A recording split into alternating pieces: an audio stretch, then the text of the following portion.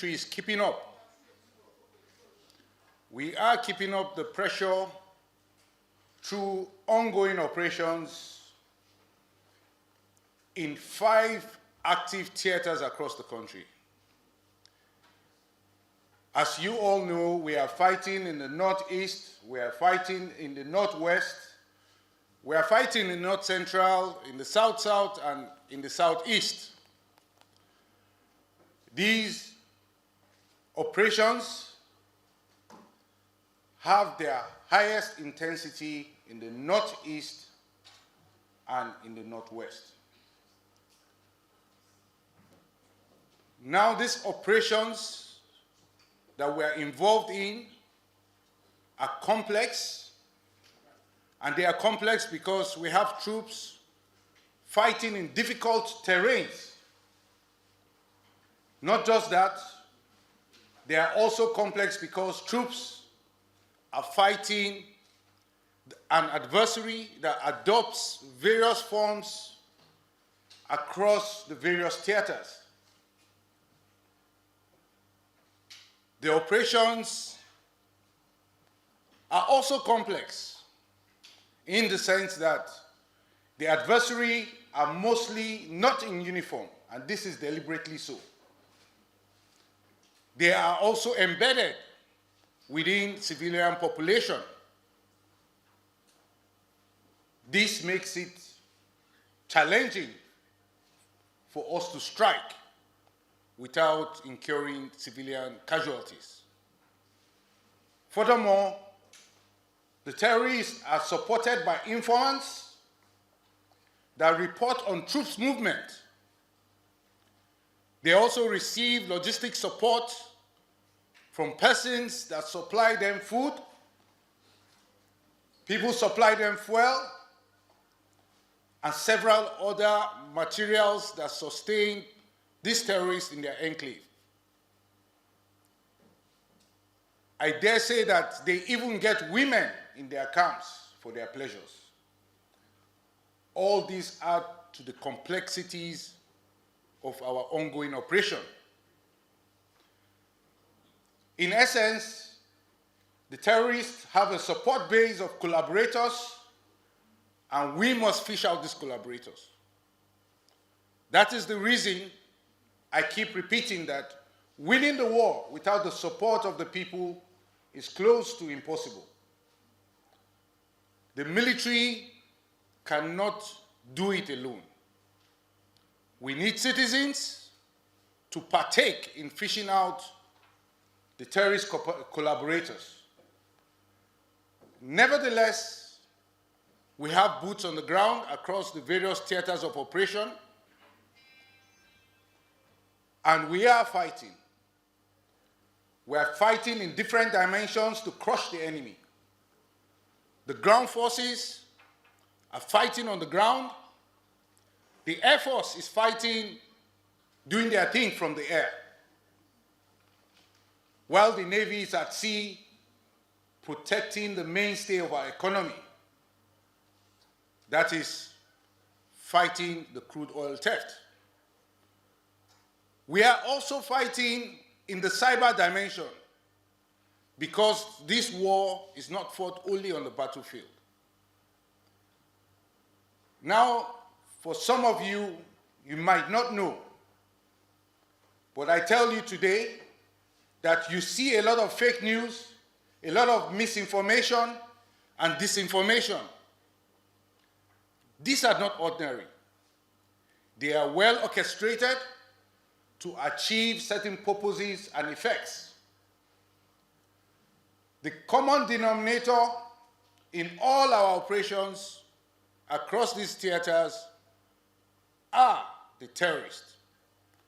The terrorists are the common enemy that we all must fight. The terrorists are responsible for keeping the nation in an almost state of constant counter-terrorism and counter-insurgency operations we have in the country.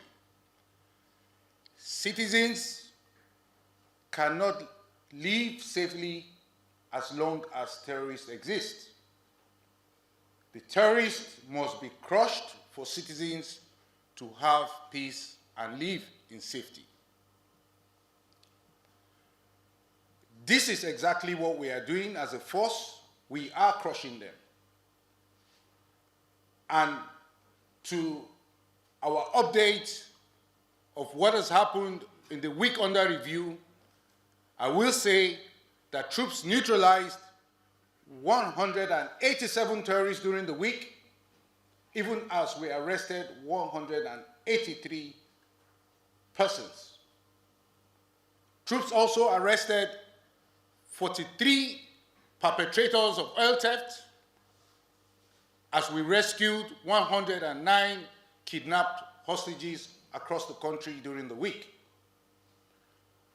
In the South-South, troops denied the oil theft of over 1.1 billion liters of stolen crude oil. Furthermore, troops recovered 128 assorted weapons and 3,300 assorted ammunition, among others. The breakdown of some of the recovered items, which are the ammunition and the weapons, are 80 AK-47 rifles, 15 locally fabricated guns, among others. We also recovered 1,941 rounds of 7.62 millimeter special ammunition and 729 rounds of 7.62 millimeter NATO ammunition, among other weapons and ammunition recovered. Troops in the Niger Delta area discovered and destroyed 18 dugout pits, 30 boats, and 49 storage tanks during the week.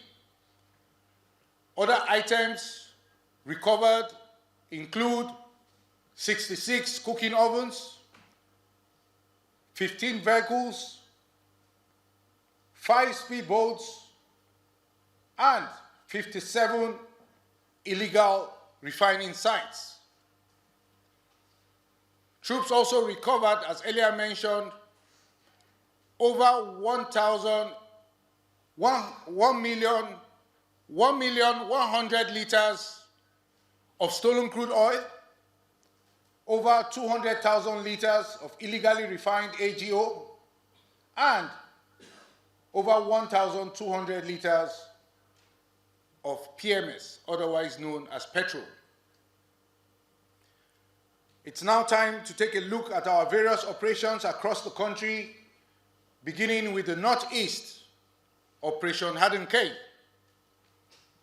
The troops of Operation Hadden-K recorded the following activities during the period under review. We recorded surrendering of terrorists, fighters, and their families. We conducted ambushes. We rescued hostages. We conducted fighting patrols, and we arrested some terrorists during the week under review. Offensive operations were conducted to Dikwa, Goza, Bama, Kukawa, Chibok, Damboa, Kaga, Gamburungala, and Konduga local government areas, all in Borno State. Offensive operations were also conducted to Madagali local government area of Adamawa State,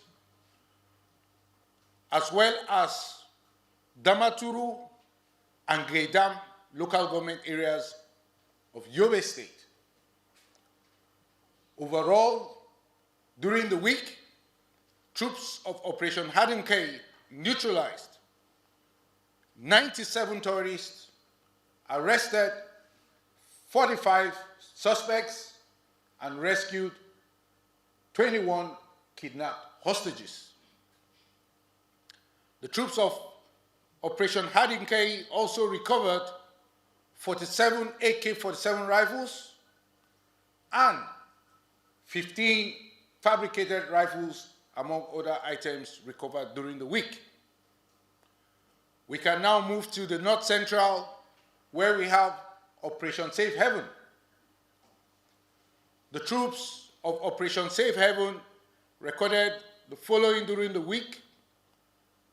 They conducted offensive operations such as fighting patrols, raids, counter and anti-kidnap operations, and they also arrested violent extremists in Jos North, in Mangu, in Bokos, and in Basa local government areas, all in Plateau State. Troops conducted similar operations to Jama local government area, Kauru, and Zango Kataf local government areas, all in Kaduna State. Overall, the troops of Operation Safe Haven neutralized 11 insurgents, arrested 29, and rescued 20 kidnapped hostages during the week.